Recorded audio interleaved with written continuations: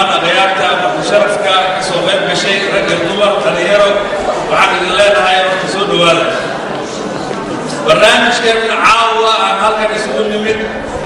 ee aan munaasabadan aan ku weyneynayno waxaad moodaa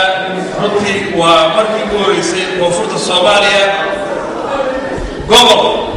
maamul gobol ma aha maamul goboleed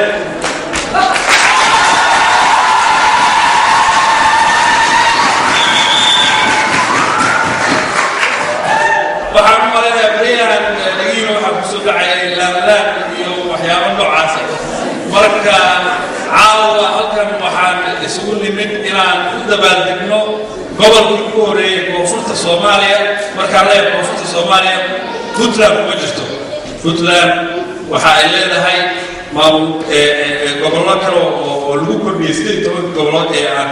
hore Soomaaliya xilliga kacaanka 18 gobol ay jirtay marka koonfurta Soomaaliya markaan ka hadlayno waa gobolkii ugu horeeyay oo gobol ahaan runtii ku dhawaaqay inay gobol isku tashtay markii la fiiriyo dhaqaalaha horumarka waxa meesha ka jira kulay iska sheegi maayo caawa halkan ayaa waxaa rag khubara ay ugu sharaxi doonaan barnaamijka iyo maamulka gobolka oo loogu magac daray ama loogu magacaabo caawa